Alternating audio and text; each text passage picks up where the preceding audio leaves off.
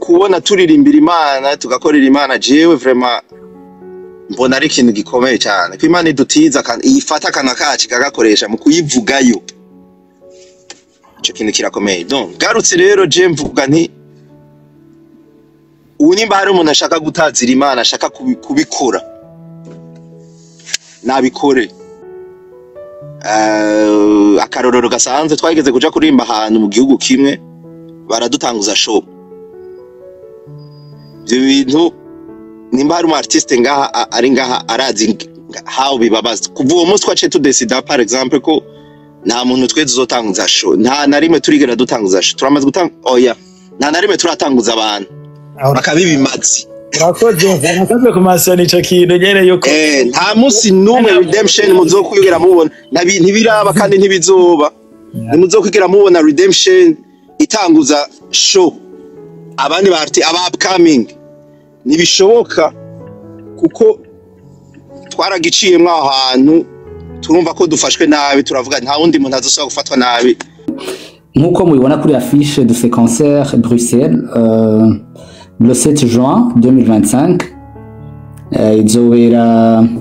aho bita Dome Event Hall. Ivy'amatike vuba cane amatike turababwira ingene agiye gutangura kugurishwa ariko nibaza yuko nto bivuga ngaha ubu nyene dikaje kumbure ndabavuge nukuri abo bantu kuno nababonye urabona ko ari abantu basenga, urabona ko ari abantu begera Imana, si ibintu byo kurondera ubusare, si ibintu byo kurondera amahera, si ibintu byo kurondera amasikse. Ubona ko hema bari connecte hamwe n'Imana. Okay. Kudahagarika hari ibintu byinshi byari kuduhagarika, twarahuye nuvuga ibintu byari kuduhagarika vraiment kandi biri legitime. Urumva n'ibintu igihugu caciyemo nka 2015 bijya byari ibintu biri sanse kuduhagarika vraiment kuko ibintu bidukora ko twese bikora ko n'abarundi. Urumva ibintu nk'ivyo rero uhura ni ivyo uhura navyo murahura ariko perseverance ukizera Imana kuko hari ahantu henshi ndibuka nka album ya Nashimwe circonstance twayikozemo sinobiheza ngaha ariko ico no kubira nuko tutariko turatwenga.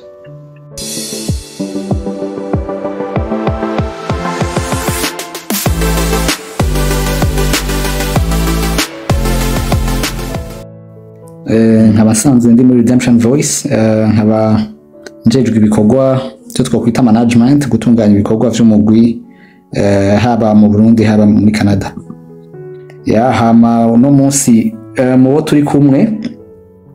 ndahera kuri Eric niwarongoye ico twakwita ngira langage abantu benshi vyoroshe ko bumva ngira ni CEO, niyo nico coroshe ko benshi kumbure bumva arongoye Redemption Voice à l'échelle internationale canke à l'échelle mondiale, je sais pas. Hama turi kumwe na David mu artiste muri Redemption Voice ari mu Burundi, hamwe na Hervé alisanse kuza gushikiramwo mugabo ntarashobora kuronka kanya mu kanya nibaza kaza ku joining. Nibaza yuko nabo baza gushobora kuronka umwanya kumbura hari ico ntavuze ko bashobora kuza kwipresenta. Merci kudutumira, niteka natwe ridasanzwe kuri kumva buryo umuntu agufata gutyo nkuko Divan agira bivuga, niteka gushobora kumva ko impacts mu buzima bw'abantu kanaka nabo bakaba ariko bakora ivyo bakora. It's a success ku bwacu. Merci beaucoup rero. Okay, reka duhe ijambo muzeya Eric nawe avuge ko time iracari yo kwidondora no kumenyana. Ego, merci beaucoup. Ndashimye cyane ko mwadutumiye, ndashimye cyane n'amajambo wahereye kuvuga, amajambo ari très important. No kuri niteka nko nayivaje kubivuga, niteka ridasanzwe iyo umuntu yumvise amajambo nkayo. Birushizaho gutuma tumenya yuko ibikorwa dukora atari by'ubusa, hariho abantu bifitiye akamaro mu nzira nyinshi. Alors merci beaucoup kuri ayo majambo.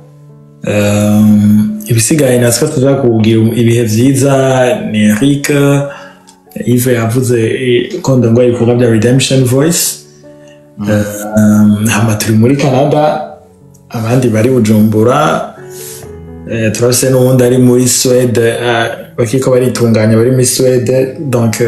turi equipe nini ya cane, mugabo yose iri connecte ngabwira ikurikire iyi live y'uno munsi. So let's go, turi ready. Yeah, okay. Mbere yuko mbandanya reka nakire Juniors nawe aturamutse, mbanze nakira bari kuri pano, sindabima ijambo nabo bagire baturamutse banivuge.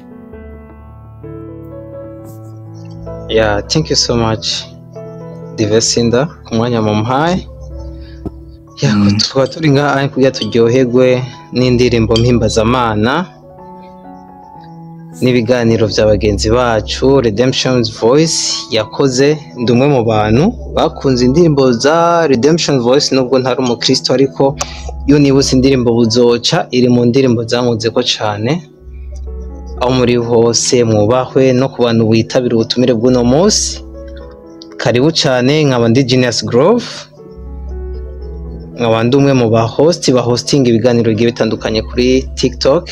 abenshi twamana ngaha murabizi. Nta byinshi mfise novuga usibye kubashimira Redemption Voice, aho muri mube mwubahwe cyane, turabakunda cyane. Yego, nta kintu norenzako. Merci beaucoup ku mwanya mwampaye. Yes bro, no musuri timide. Ndi timide gusa nyene mwanzanye nyene ijambo ry'Imana turaryoba, ifo yuko ducunga amajambo yacu kuko twahakiriye abatumire. Ndabubaha cyane nuko. Ya Mama Stella karibu.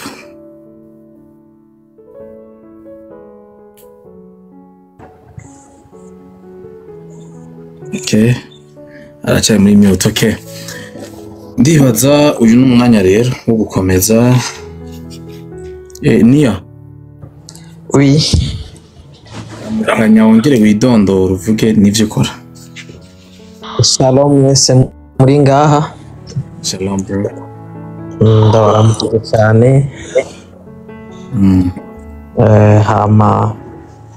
naje nitwa Nia Jamaicano, n'abantu muririmbyi wa gospel, mba mu gihugu ca Serbie,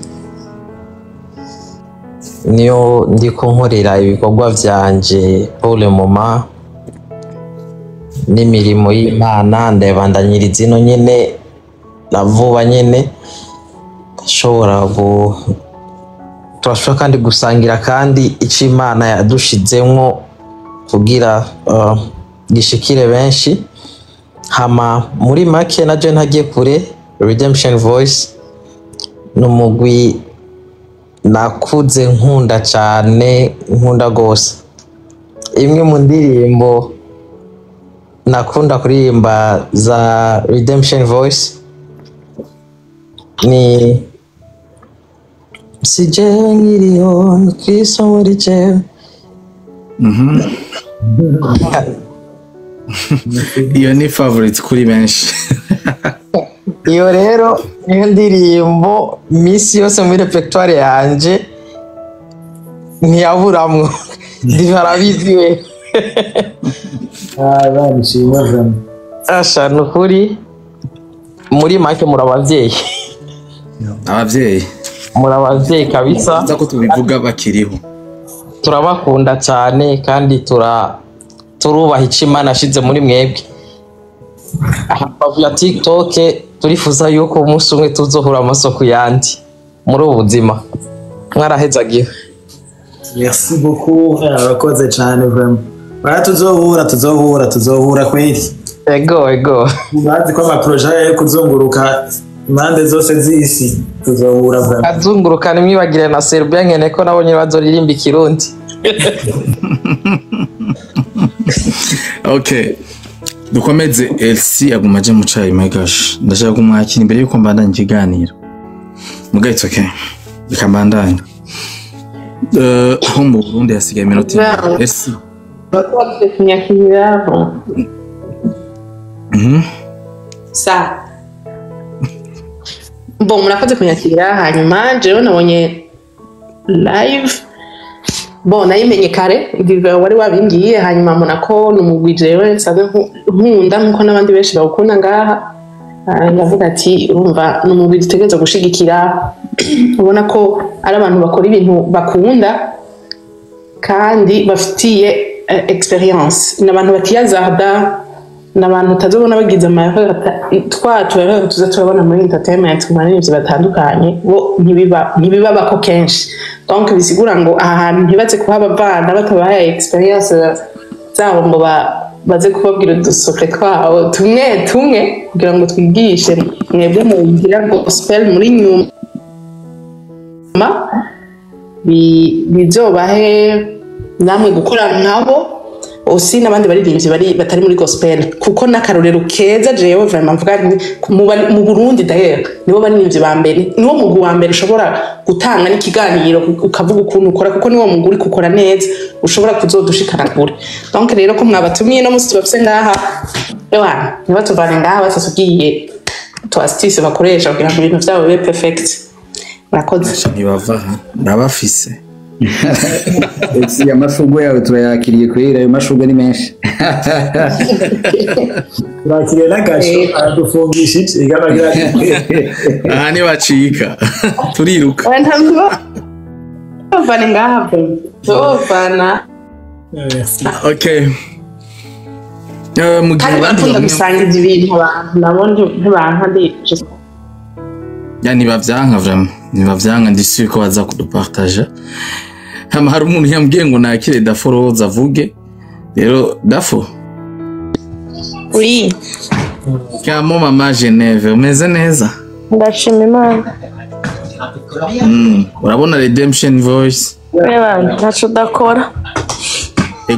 tegura imitahe rero turi kumwe nabo mu minsi iri imbere izotangura turi kumwe karibu cyane ko bindi baraza kubivuga hari abantu bantumye benshi bambwira ngo babwire ingene amabiye ariko aragurishwa cyangwa ingiye azotangurirwa ivyo turabijamwo hageze mu Uganda bicishijemo bivuze ngo ninavyibagira baze kuvyibuka nitwagera hagati babivuge nangura ikibazo ko muri kano kanya Eric na Yves bari hano imbere yuko abandi bamwe bo muri Redemption Voice bashika reka mbanze kuko ahantu hari CEO bakabona David arimo diva imba nihenze sinzi ko yakora David arimo ariko connection araduga connection kimukorora okay ndarindiriye saa sita z'i Burundi nizagera chimita ndamuduza okay hama jewe no munsi imbere yuko mpa umwanya abandi kuko ngaha ndazi hariho benshi bafise byinshi byo kubabaza sijeje nyene ikiza cha live ni kugira ngo musabane bitandukanye na Niga TV show yo kuri bitandukanye n'ikiganiro cyo kuri TV ukora uko bazona mu minyamakuru gusa aha ubazwa n'abari ngaha bose je peut-être ndafise ibibazo bike nateguye do base ariko abari ngaha bose n'abaza kuza ngaha bose baza guhabwa amahirwe yo kubaza ibibazo bumva bashaka kumenya kuri Redemption Voice n'ivyo bashaka kwigishwa n'abagize umugwi Redemption Voice kuko nkuko ese bivuze turacafise byinshi byo kubigako rero mbere yuko dukomeza nagomba mpakanya maze ikibazo hama muraza guhitamwo entre ya manager na CEO uza kucishura ariko numva ibaza muraza guhitamwo uwukishura neza ikibazo canje cyambere kivuga nti mbega umugwi Redemption Voice watanguye ryari a point B yayo yico kibazo kivuga ati mwatanguye mufise iyihe numbero nyamukuru ku batabazi bon okay ico sinzi ko aheje kibaza ndacishu nahejeje. Ego, bon, merci. Redemption Voice twatanguye muri 2007. Nibaza yuko twinjiye mu mwaka wa 18e année, mwaka wa 18. Intumbero twatanguranye niyo tugifise, ni intumbero yo kuvuga ubutumwa bwiza, ni intumbero yo kuruhura imitima y'abantu, ni intumbero yo gukwiragiza igikorwa Yesu yakoze kivuye ku musaraba. Ico rero kirimo agakiza, kirimo worship, harimwo ibintu vyinshi. Rero intumbero twatanguranye niyo tugifise, imyaka 18 iraheze. Yeah. Okay. Ikindi kibazo nshaka kubaza, mwotubwira mu ncamake mukadushingira inahe ngufi iri en peu résumé kugira ngo abantu bashobore kuza kubasha kubabaza ibibazo bumvise vyibure urugendo rwa Redemption Voice. Twumvise imyaka mu mazi, ariko kandi ushaka kumenya inahe yanyu mu buryo bucagaguye muri résumé yayo. Inahe yacu ni inahe vraiment ndende, nkuko yavuze ati reka tugire résumé. Nkuko nako ndavuga twatanguye muri 2007. Tugitangura twatanguye vraiment bisanzwe, wanashaka hari abantu nani nteri inkuru tugitangwa ntitwari tuzi ko tuzoba abo twavuye tuba mu nyuma, ntitwari tuzi ko bizogera aho byavuye bigera. Twarabaye simple, tubikora muri simplicité, dukora novuga ati ibyo duhambije, dukora bigufi, twakoze ibyo dushoboye neza muri ako kanya, mugabo ntabwo twarinze entre guillemets ntitwiyahaguye. Warakoze, dukora neza, dukora ibintu duhambije, tubikora neza. Twatanguye muri make, on a commencé petit, hama Imana igendera tugirira neza. Twari twahuriye mu isengero rimwe twese rya Bon Berger ico gihe, turakora, turagira acapella, abantu barabikunda, buke bikava muri eglise bigatangura gusohoka buke mu ma quartier, mu ma atandukanye y'Ubujumbura, buke mu gihugu, buke mu ma media, gushika mu myaka nk'iya 2000, kugera nko muri 2008 twadufise indirimbo nk'imwe, kugera 2010 nibaza ko twari dufise nk'indirimbo nka zitatu. Kuko hariho version ya mbere yugure nta wugara, nazi ko abantu benshi batayifise. Hariho acapella wogejwe, aho turi muri za 2008.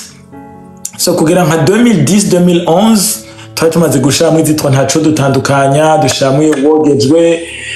yugure nta wugara iyo version ya mbere, maybe n'iyindi nk'imwe canke zibiri. Kugera 2012 aho twaciye dukora album ya mbere, album yugure nta wugara rero. Harimo yugure nta wugara version ijya mwavugije, nizo za ntaco dutandukanya, nizo za wogejwe, na za yarakuzi, imbabazi zawe, agucira inzira, iyomba, Yesu urahambaye, yiviriye mu ijuru, nazo ko ndazimaze nka zose. Niyo album twaciye dukora muri 2012. Nubwo reka album yashoboye kutulansa,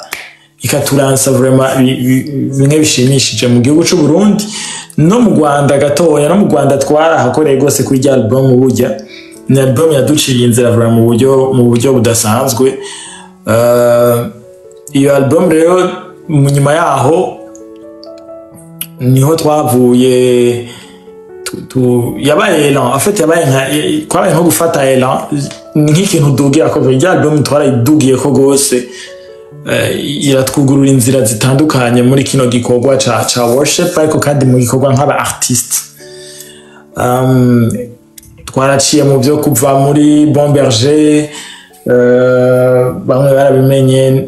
abandi babikurikiranye hafi barabimenye. Turaja mu masengero atandukanye. Après ejo nta shuri ico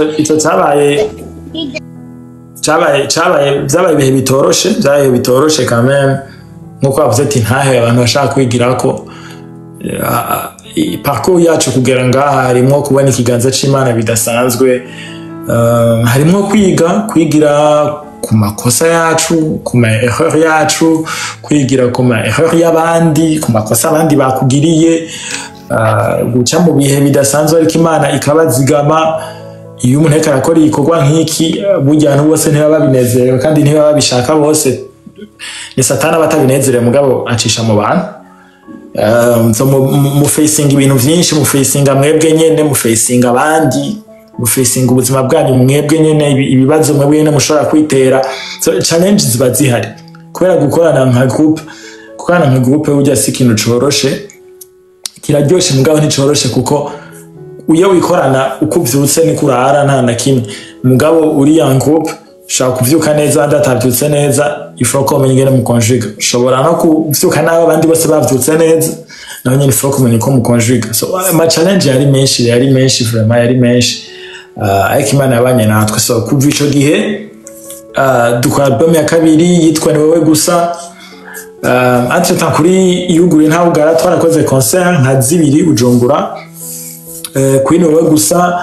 album Ni Wowe Gusa niyo irimo zia za sijewe mwaririmbye kare, sijewe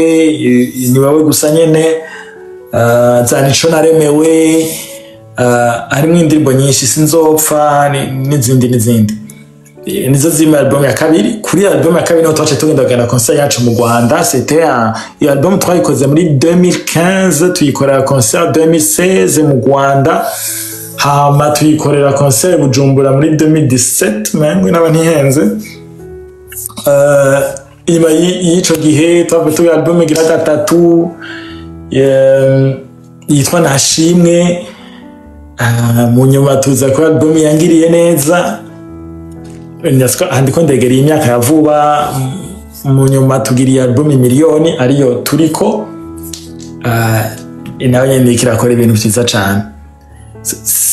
Sinzi ko no bandagarukirije ngaho canke Yves afise ivyo yo completamwo muri make, mvuze nk'intahe en même temps na parcours gatoya ya Redemption Voice nkahisha mu majambo make. Maybe a partir y'ibibazo vy'abantu turashaka kugenda tu renforce amapoint amwe mugana siko no bandagarukirije ngaho gira senda nabarambire ko ba star y'imyaka 18 uravyumva nawe mereye. Yeah.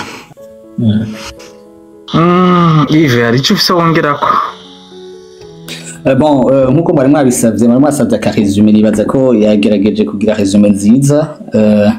Uretse yuko nokongera ko yuko muri iyo myaka 18 urumva muri carrière y'umu artiste haba habaye ibintu byinshi byiza bitandukanye, naho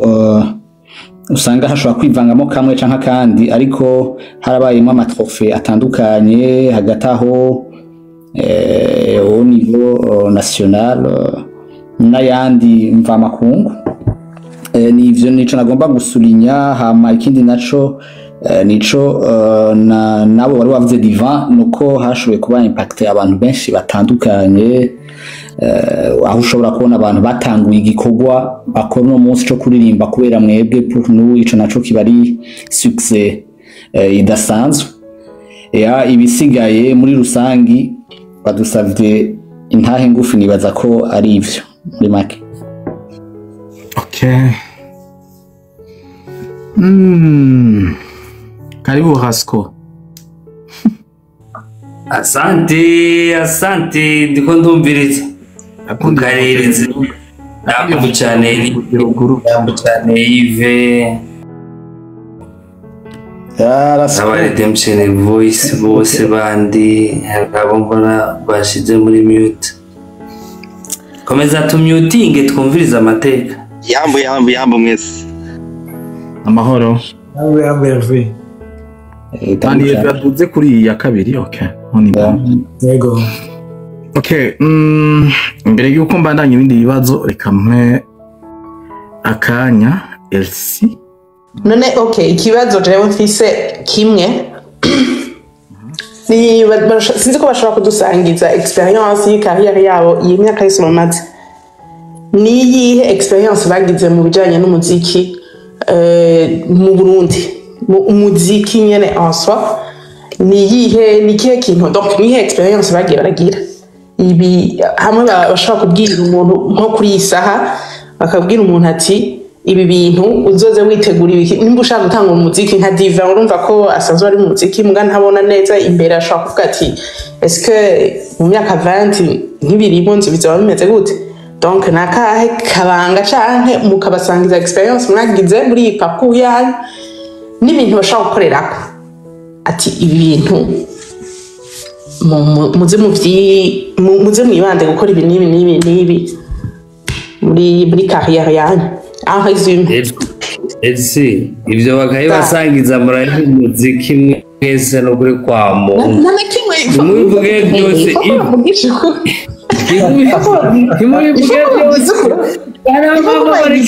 bareke bazi mukuma illusion agabanuka niba bahende nibavuge barashaka kuvuga de côté positif umwana negatif gatoyi mugabo cyane negatif sangize bari nazo kweli asha banje ndahari kuko urumva Garasco igitonda bivuze Garasco nuko haribo bamwe bafite amabilisio ifo kwiyatanze ibintu bagiye kubona ivyo rero nawe ive mu gukura amailizio atora igikoropesho no kuri kwa Mungu igeka ndabibajije nyene mfise gitumba Garasco canke ubundi duga kwijambo mwana hari ibibazo je nto kwishura ko ndazanaye n'abaririmbyi Getaje kumbure hari byo nza kwishura ko kumbure bijanye n'igisata dusangiye na Rasco ariko ko twagize imana twaba turi kumwe n'abaririmbyi turi kumwe na Eric turi kumwe na Hervé ndazi hari ibintu usanga bitusha directement aba artiste iyo aba tutazananye nayo kugira ico ndabivuze ko cyane no gico complete après mugabo Elvaringa sibitu namba muri ahantu bikunda ko mugurura kamera nimwozugurira basi erega abantu barabakunda nuko nabo mutari mwazugurira nuko mutari mwazugurira nuko nyene mu minota iri imbere ariko ya nta kibazo ariko je nk'umu artiste reka mvuge nk'umu artiste ariko biragoye kuvuga nk'umu artiste gusa vu aka kazi dukora karamatanye cyane ni n'ukwizera kwacu je vraiment umbajije nta experience mbi no kubwira mu muziki uturavye mu buzima busanzwe ubuzima bwose burafise kote nziza kote mbi ivyo n'ubuzima tuzorinda tuva kuri iyi si vraiment tugihura n'ivyo nibaza ata muntu aba mwijoro hano ngira abo baba bahari bo tubwira ariko jewe mu myaka maze mu muziki no kimbona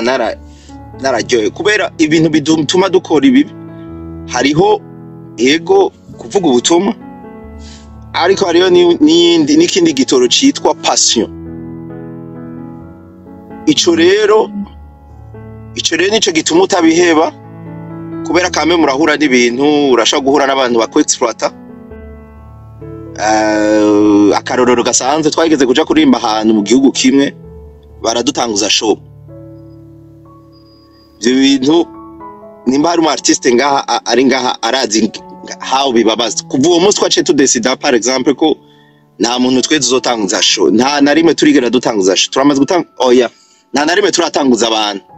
bakabibimazi urakoze kumasana ico kintu nyene yuko nta munsi numwe redemption muzokwigera mubona ntibiraba kandi ntibizoba nimuzokwigera mubona redemption itanguza show abandi barti aba upcoming nibishoboka kuko twaragiciyemwe ahantu turumva ko dufashwe nabi turavuga nta wundi muntu azosaba gufatwa nabi kubitwerekeye nukuri ni iteka ridasanzwe ko Imana igutizi ijwi n'amakapasite yo kuyikorera nukuri ico kintu iyo ndacibutse n'Imana ndumva no yihakana ayihakantu pe kuko gufata umuntu nkanje ikama opportunité n'ama skills n'ubumenyi bwo kuyikorera muri ico gisata nukuri vraiment Imana muyikomera amashaho muri yaje gushaka guhitamo abandi bantu peut-être bari qualifié bari mieux outillé mieux good looking bari présentable bari batonze ku murongo vraiment ariko kubona turirimbira Imana tugakorera Imana jewe vraiment mbona ari ikintu gikomeye cyane ko Imana idutiza kandi ifata kana kaci kagakoresha mu kuyivugayo ico kintu kirakomeye donc garutse rero je mvuga nti nimba hari umuntu ashaka gutazira Imana ashaka kubikora nabikore natinye je sinza kuvuga ibintu biri negative kandi birahari ivyo ngira Yves araza kubivuga mu makote nyene ari plus technique ako je ngumye hejuru kunyene ushaka gukorera Imana nakorera Imana vraiment twese twahereye tukiri bato nta muntu numwe yarazi ko tuzovamwa abo turi tuzoshika aho twashitse nukuri twakoze no makondisha goye vraiment urazi Eric yamansenye ko twavuye muri Bomberger kandi twari bato ntibaze ngo byari ibintu byoroshe yari conflit ikomeye cyane yatuhungabanije vraiment rero ariko kubona Imana yaraduhaye opportunity yo kuyikorera ikabiguha vraiment je numva umenga nta muntu nobwira ngo harimo ibibazo ego birimo cyo kimwe no mu bundi buzima busanze mu makariyere yose naho umuntu akoropa ahantu urahura na challenge zawe rero nimba hari umuntu ashaka kubikora nimba nukuri nakore Imana irahezagira iranahemba neza vraiment sinokubesha kabisa ako gatwenga ariko arashiramo muze muri akanota ahantu ako gatwenga kuko akanagatwengo k'Imana Imana ari gucorera vraiment kavuga ati peti igagutanga ati we twarakoranye ati we twarakoranye en fait ibi bituma ndaba parcours twaciyemo ahantu twazananye je nama ndabijeka n'ubu ndabisubiremo kandi umunsi wa mbere mpura na Eric tugire repetition ya mbere twahuriye iwabo kumutakura yari kujya kanga Eric sinzi ko yahanyibutse kuri 4 kumutakura urumva yari kumutakura ni yari ahantu vraiment hoba hatesa 20 aha urumva ni yari ahantu hoba hatesa vraiment nukuri ni yari ahantu hatesa ariko iyo ndavye no munsi turi muri studio turi mu nzu yiwe Gatino dutuje tumerewe neza ni Imana yabikoze nukuri ko Imana yaraduhezagiye ku buryo twese duhurira muri Canada vraiment kandi twaguke nukuri Imana ibyo bintu irabikora so ngarutse rero kuri kariyere yacu ikariyere yacu twe nibaza ko iratandukanye irafise ikindi kintu novuga kidasanzwe vuke urumva twe ntituririmba gusa twe harimo no kuvuga izina ry'Imana kwaba imbohe zibohoka barushe bakaruhuka urumva niho numva umega dutandukanira n'abandi rero muri iyo kariyere yacu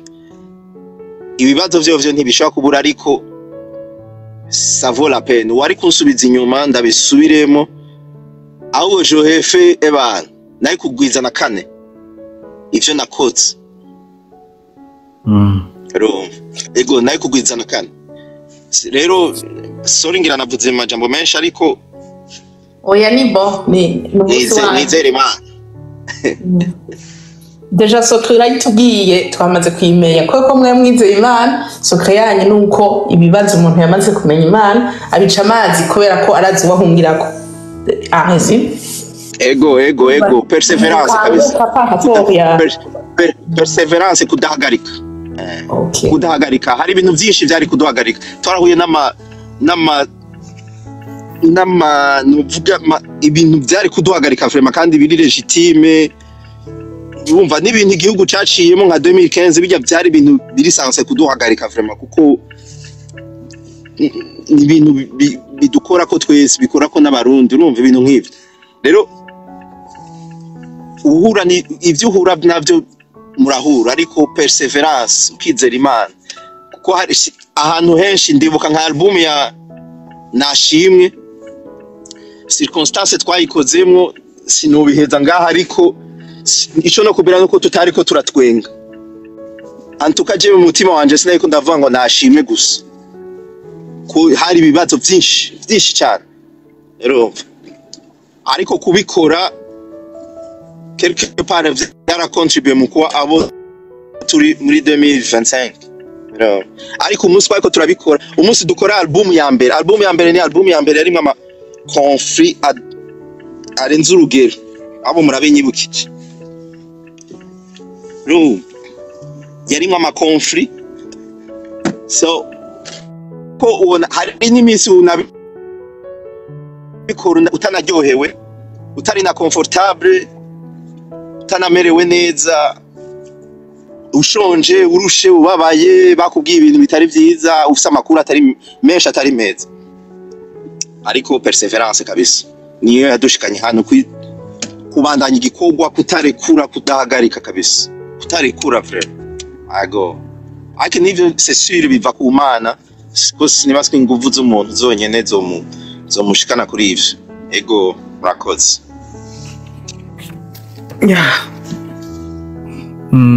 okay harundi afite icyo yongeraho sitwe Yves nawe Yves nawe Yves okay murakoze cyane yavuze ko ari capable yo ku bon else mengo hari byo twavuganye mpava mvuga okay ariko no banza gushimira Hervé yavuze vraiment nukuri kwigendera ariko ku buzima bwa groupe burya groupe yatandukanye na carrière solo y'umuntu umwe d'abord uvuze 18 ans de carrière imyaka 18 abantu bakorana ico ni ikintu kigoye cyane n'umugabo n'umugore babana ari babiri hari igihe bitoroha hari igihe bitaba vyoroshe kubera ko haba gestion y'ama caractère atandukanye haba gestion ya ego z'abantu ariko kubona abantu bashobora kumarana imyaka 18 la fois passée umuntu yatwanditse ko article mu Rwanda inyarwanda.com irandika ikintu buryo umuntu acasubiza amaso inyuma aravuga ati reka bwandi tukirabe nani kumbure ico barico banditse ngo Redemption Voice niwo mugwi mu karere muri East Africa umaze imyaka myinshi utarasambuka ati dufatiye ku migwi yari ikomeye muri kahise nka za Makoma tugafatira kuri abitwa za Sorors abitwa ya groupe yari ikomeye mu Rwanda yitwa gute abanyamurengere Obot amagroupe menshi rero ico kintu umuntu agiye kubise kwa maso ucubona burya haba hari impamvu nyinshi zituma abantu bashobora no guhagarika ntibabandanye ivyo bikorwa navuze amayego navuze no shobora kuvuga amishome canke hagati mu nzira ama vision agatandukana y'abantu aho usanga hatakarara cohesion du groupe ariko kubona iyo myaka yose nuko hashoboye kuboneka iyo unité iyo cohesion du groupe mu bibazo biba bikomeye hama hakaboneka na considération muri groupe umuntu wese akiga guconsidéra mugenzi wiwe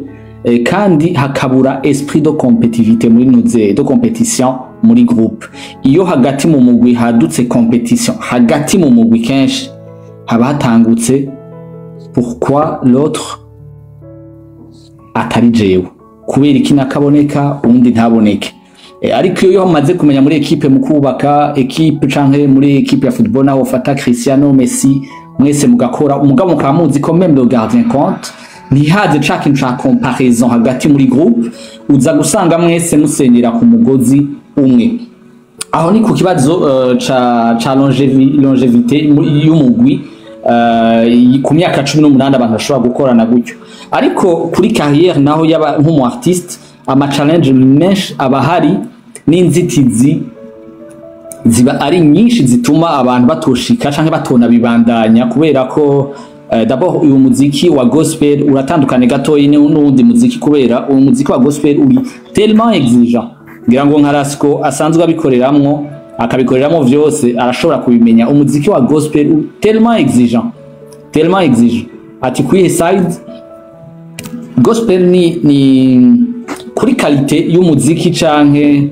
umuziki dukora usaba ibintu vyinshi kugira abantu bawukunde. Ni kuvuga iki? Uraza gusanga par exemple concert ya gospel uburyo itegurwa n'uburyo iza gukogwa iza kugusaba uburyo ngira ngo nka simple fois 10 gusa mugabo ngira ngo ibice vyinshi cyane gusumba izindi concert ziba izo no kwita zo muri secular canke iki uburyo buba injectemo kugira parvene gukora ico gikorwa. Biravuga ngo kugira ushehe iyo standard y'ibikorwa dukora birasaba uburyo bwinshi matériel, birasaba les capacités techniques nyinshi cyane kugira ngo ushobore kwatenya niveau kanaka mugabo non seulement ko biza kudusaba inguvu zo kwatenya aho hantu bica bigusaba ikiguzi kinini cyane kugira umaintene ya position warurimwo canke vya bikorwa vya bibandanye bikundwa. Aho rero urumva ico ni ikintu kitoroshe kuko ico ubwo nyene gica kizana ikibazo ubwo nyene kubera iki byaza gusaba uburyo bwinshi ukoresha hama ugaca ukorera muri environnement aho batahura ko ikintu citwa gospel gisanzwe kuba ari ikintu kiza kuba kiri gratuit kubera iki bashafatanya ati ivy'Imana bikwiye kuba ibintu vyo kubuntu kuko n'agakiza ni kubuntu murabibona mwese ivyo bintu ngene biba bimeze. Hama wewe uza kuza uvuga ati ngira nkora iki gikorwa mugabo kiraza kunkuta autant de millions wowe baca bakubona nk'umuntu ari mu mubiri. Ni kuvuga ucuza gusanga abantu bose uri kuraserva haza kuvyuka ama block abiri hari abaza kuba bavyumva akaba ari bo bake kwijana hakaba ari abandi bagukunda mugabo baca bahitamwo kuguhanisha kutabitahura canke je sais pas mugabo uza gusanga uri penalize kubera ko uburyo abantu simvuga ngo mvuge turi inyuma canke tutanarigera no kubitahura kuko je mfata ko ni urugendo kumbure ariko abantu bagenda barabitahura buhoro combien ibi bikorwa biba bizimvye. Eric yabivuze tugeze kuri album ya 5 ubu turiko twinjira muri album ya 6. Ivyo bintu umuntu agiye kuvuga ama budget bidutwara mwaka uno munsi ni ibintu bitagenda turashobora gukoresha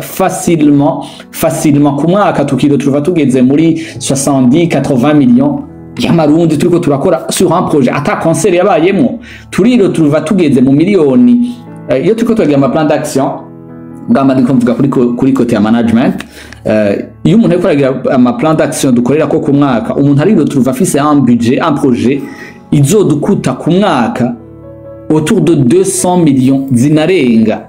Iyo umaze kubona projet ingana gutyo umuntu wa mu consommateur w'imiziki canke akunda zino ndirimbo iyo muhuye nta kindi akubwira tubwira ati duha kandi nta kandi ko mwadutebeje ko mwatunyoteje mugabo we ntaza kuba yiyumvira ico biza gusaba kugira ngo ivyo bikorwa bishobore kuboneka. Naho rero mvuga ni ama challenge abarimwo menshi cyane hama hari gihe tunakora n'ivyo bikorwa mugabo ntibitange umwimbu kanaka twebwe tuba dutargetinga cyane imitima y'abantu naco kidusubizayo gusubira muri studio. Iyo wumvise umuntu nkuko Divin bivuze n'ababandi bose bagiye barabivuga ati mwaratwankurajije uno munsi turirimba kubera mwebwe canke ibintu nk'ivyo musa n'abatuvyaye mu gikorwa ivyo biragaruka bikaduha une énergie positive yo kubandanya gukora mugabo mu vyerekeranye amafaranga umuntu aba yenjexemo abari umve yaba novyita uruhombo ngo bari uruhombo mugabo kubera tuba turi muri affaire y'imishaha n'imitima donc dukeneye kibasove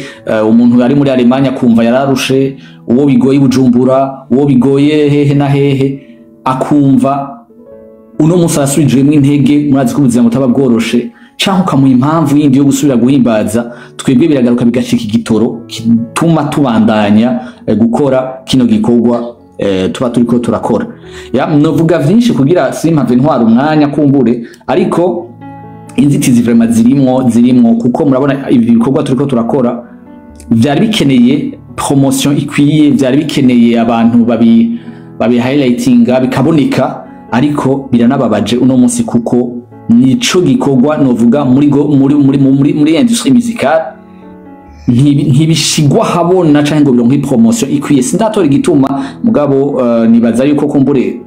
kari na deba kumbure ngira ngo nabandi boheva bakatubwira mugabo naba promoters batandukanye bake cyane kwijana babiha umwanya kugira ngo babikundishe abantu nta promotion iba ifatiye ku gikorwa surtout c'abarundi simwe ngo badakunda gospel kuko ucusanga hari ibindi bikorwa by'abanyamahanga kumbure banakunda canke bashira nahabona ivyo byose birabaho ni hamwe novuga ntitwebwe intege zacu ntituzikura mu kwindirimbo zavugijwe mugabo urumva ama challenge aba ahari menshi cyane aho rero novuga n'ayandi ma challenge menshi aho ndikumvuga kuri côté ya industrie musicale hariho les parties prenantes abona kwita les parties prenantes canke abafatanya bikorwa batandukanye canke abaza kubatushe n'ibikorwa dukora bose tutaba turiko turemeta kuri même longueur d'onde ngo duhurize ku kintu kimwe ni kuvuga baba ababijejwe mu ntwaro baba ba promoters baba ba journaliste canke abo ba promoters hakaba n'abakonsomateurs b'umuziki abakunzi b'umuziki hakaba n'abaartistes batandukanye aba DJs batandukanye abo bose kubona tutaba turiko turabihuriza ko uburyo bakwiye gusapotinga no gushiraho cadre nziza ituma uyu muziki utera uje imbere ivyo vyose nibaza ko ari ibintu kenshi bicika intambamyi wala mvuze vyinshi kumbure umwe wese yogira aratoramo canke hari n'ikibazo twoza kubigarukako ariko nibaza ko deho edeba zirabaho hari igihe umuntu ayumva yuko iyo wakoze ikintu kenshi ukayikorana energie yawe ukayikorana amafaranga yawe ukagishiramo umwete umwanya hama ntikibe valoriser à la juste valeur nibaza yuko ico kintu kiradekuraja umuntu ya ntikiba coroshe ariko on essaie de surmonter tout ça voilà nibaza yuko no bandagarukije ngaha sorry mvuze umwanya munini yeah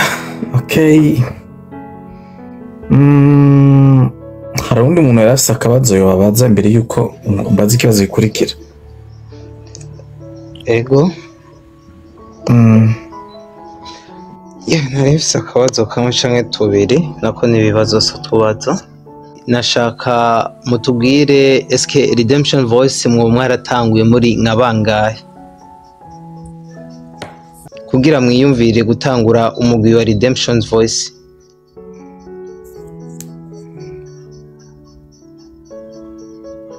kumbure Eric yoshobora kwishura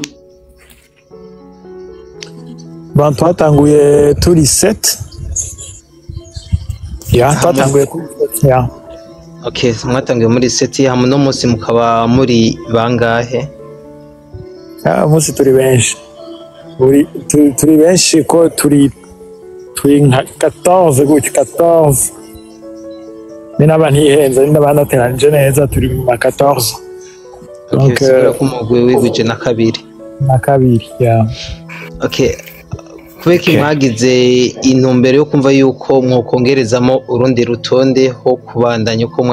uko mwatanguranye umugwi nuko twata duse mission yo kwaguka tukaba nini tugakorera mu bihugu no ku makontinent atandukanye urumva rero gutambikiza ntizari gushoboka byari ngombwa yuko hajamwo abandi bakozi twese twizera n'Imana Bibiliya nivuga ngo ivyimburwa ni vyinshi abakozi nibo bake rero twagwije abakozi ivyo kwimbura tubifise twagwije abakozi bihuye na vision twari dufise nico gituma okay merci beaucoup kuri abo seti mwoba mwaratanguranye kuri Bomberger eske bose baba bakirimwo na gato ntibakirimwo bose hariho nk'uwitwa Eloge ntakirimwo hari uwitwa Floriane ntakirimwo hari uwitwa Arnaud ntakirimwo abo batatu ntibakirimo mwotubwira nk'ikintu coba carabaye kugira muve muri Eglise ya Bomberger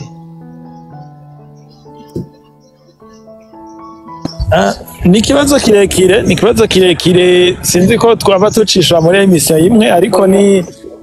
pardon batse Genius gato Genius oui nta kuntu umenga iyo question ni un peu sinzi Ya, peu umengo privé. iyo ni un peu privé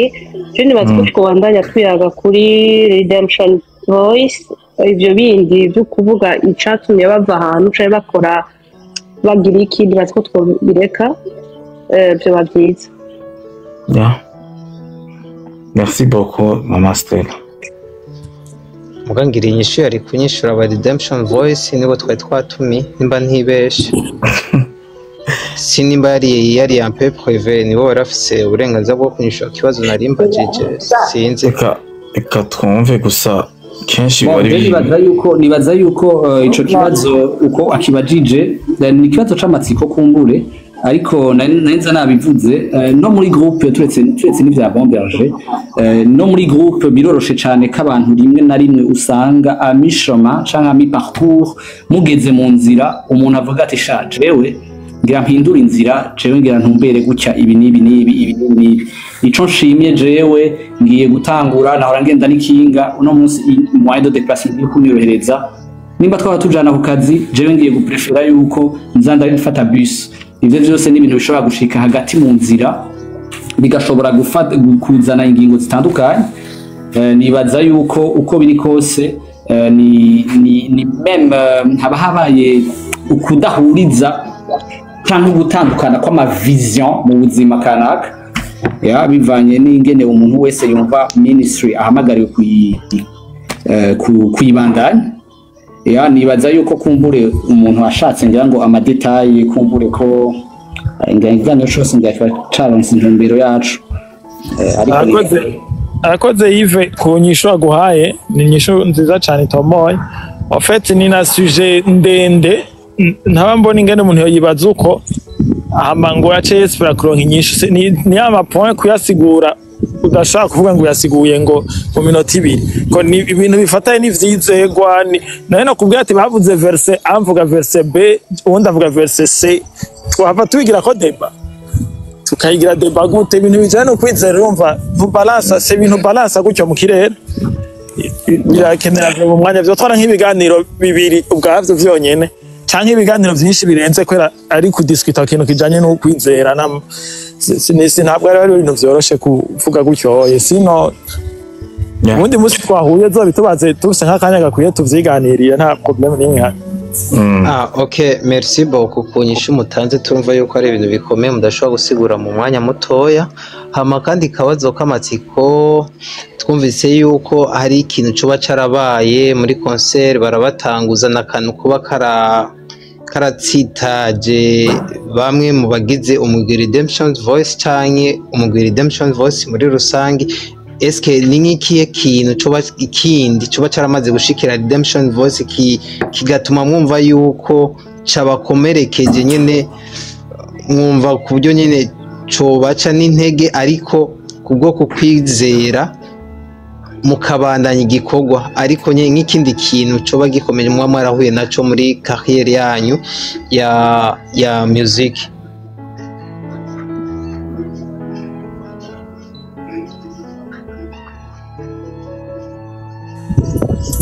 Jewe ikintu caduciye intege nta kindi mbona naco mbona neza vraiment gucika intege comme tel nibaza yuko Nervuge yatanga ide exemple ntiyayivuze muri sanse y'uduca intege lisanse y'ibintu uhura navyo bitaryoshe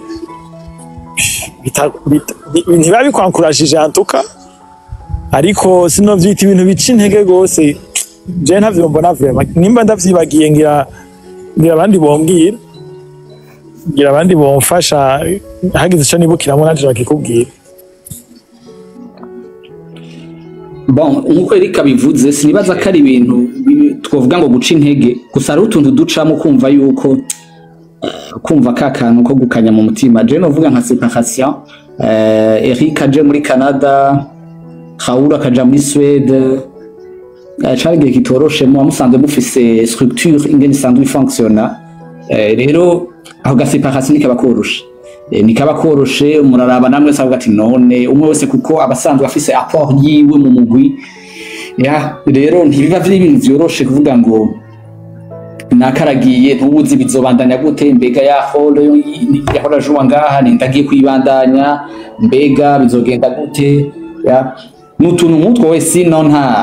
ntucika intege ko mutavuge ngo ndabihivye mugabo bawumva yuko hari umutwaro ucuduga ibintu vyahora bipeza ku bantu par exemple batanu bisigaye bipeza ku bantu babiri canke batatu urumva yuko utegereza kumva mo le poids nshasha ego. Okay, merci beaucoup. Urumva ukanya ku mutima niya mvugo mbabarira amatwi hamaze kuba separation ari ibikorwa bimwe na bimwe umuntu waramukorana mugimaze gutandukanya umaze gutandukana haraho monyene akantu nyene ko gukanya mu muti ntitubirandeko. Akandi kabazo gushika uno munsi niyihe success nk'umugwi Redemption Voice ko bwanje ndabona yuko ari intambwe mwarateye kandi niniya cane. Nikiye kintu coba kibankohaja gushika uno munsi kiba naryohera cane ku buryo aho umuntu wari wese ari muri Redemption Voice avuga ati ndishimiye kuba mu mugwi wa Redemption Voice kubwo ibikorwa turimo kurangura turabona impact runaka. Canke nikihe kintu ca success nka Redemption Voice mwoba mwishimira kugeza uno munsi mw'ijambo rimwe? Écoute, ntarinze ndaja kure na kure. Success ya mbere jewe shimira Imana nuko twagumye mu gakiza. Après imyaka ingahe 18 19 gutyo voire 20. Kubona twaragumye mu gakiza kabisa ni success ya mbere kuko aho niyo nk'ibintu byose biva niyo moteur yavyo iterera kabisa. Kubona twaragumye mu gakiza hari abantu twari kumwe bitashobotse ko babandanya, hari abantu bitakunze vraiment. Hari mugenzi wanje baravuga ati hari abahizi benshi baguye ku rugamba. Ariko no munsi tukiri mu gakiza umwe wese akishondera Imana ahageza senga nukuri vraiment iyo ni je numva ari success ku mugwi ndaza hari abandi usanga bitabandanje gutyo nyumva. Ariko nka success nka kandi nka group ndashaka kuvuga bugira urumva turabaririmbyi kubona twarasohoye album imwe zibiri zitatu zine nico ni ikintu cyo kwishimira kugira impact muri ligne dukoreramwo, kugira impact. Hari hano nagenda gusenga nko mu kindi gihugu bakambira ati iyi ministeri yatanguye umunsi twumviye indirimbo yanyu ati nk'Imana yambwiye. Urumva utwo n'utuntu na success nyene usanga gukomeye hive avuga ati aduha inguvu, aduha energy yo kubandanya. Urumva ego ntitwo bimara ariko success zirahari kweli, success zirahari vraiment. Yeah, merci beaucoup. Okay. Hama ikindi kibazo nari Genius abandi bose barafite ibibazo sitape twashaka guhana ijambo. Nashaka mbaze ikibazo cyanyuma sinzi ko baza nta kibazo Genius baza. Nkuko dusanzwe tubona iyindi migwi iririmba gospel usanga yegukiye urusengero runaka, eske Redemption Voice yoba ifise urusengero yoba yegukiye ku buryo baba basengeramo abantu baba bakunda bashobora kuvuga ati ngiye gusenga ndashobora guhura n'umugwi Redemption Voice iriko iraririmba, ndetse muri za ndirimbo duhora twumva baduha turazishimira? Hari urusengero runaka mwoba muhuriramo mwese ku buryo abakunzi banyu bashobora kuba babasangamo?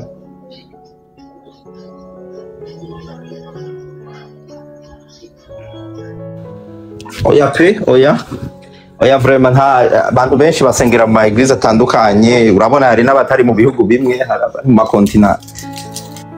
atatu. Urumva ntidusengera hamwe ntiwodutora hamwe, ariko ushatse kuturonka woturonka vraiment biroroshe. Niyo wadukenera uzombwire jewe no guconnectinga n'abantu bose ukeneye. Okay, mbere yuko tubandanye n'ibindi bibazo ngira mbariza no muri commentaire. Uwa mbere yabajije ati verset biblique Redemption Voice mwubakiye ko niyihe? Uwa kabiri nawe yatanze iciyumviro yavuze ati ngo nta kuntu mwozogira Redemption Voice USA. Nimurabe mwishurije ibibazo bibiri imbere yuko tujya ku yindi nuze ya partie ya kabiri. Bon, merci. Verset twubakiyeko ni Luc 4:18-22 ivuga ngo mwe muyarare kuri jewe yantumye kumenyesha abora ubutumwa bwiza, kumenyesha abarindwa ko barekuwe no gutangaza umwaka wo kwemererwamo. Niyo verset tugira ko nka Redemption Voice nk'abantu bakora mission Kristo yari afise nk'abantu bayirekipeye bakayitwara kugira ngo natwe tubandanye ibyo Kristo yari yaje gukora muri ino si bikoresheje umuziki. Hama kubijanye no kutanguza Redemption Voice USA ni icyumviro cyiza no kugisengera vraiment no kugisengera kugeza Imana itweretse gute coshoboka. Twebwe ntitwugaye imipaka nimwe navuga nti ivyimburwa ni byinshi abakozi ni bari bakeya, so hano si Imana izoduha gushira abakozi tuzohashira abakozi nta ngorane ni. Okay. Reka dukomeze. Jewe nanditse akabazo. Wese akabazo, okay. Yego, urumva turabakunda cyane kandi dusengera mu mantuze atandukanye. Nashaka ndabaze nko muri twebwe abakatolike tuvuze tuti dushaka ko Redemption Voice turirimbira mwoza.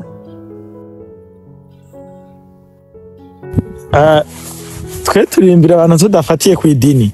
kuko mission yacu niyo gupreachinga, so upreachinga abantu bose, upreachinga abantu bose, usenga turakongeza ubutumwa kandi nari tuvuga gusenga abantu ntibirirwa gusenga kandi bagasubirayo. N'udasenga turamubwira kugira asenge, ukijijwe turamubwira, turafite ubutumwa bwiwe tumubwira, turafite kumufasha kugira louange adoration.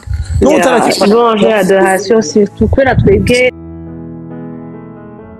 nko muri nk'amalouange dukora turashaka indirimbo zari tranquille, mugabo sinibaza ko mwebwe muririmba indirimbo z'abakatolika. Pourquoi pas? Vous avez déjà fait ça?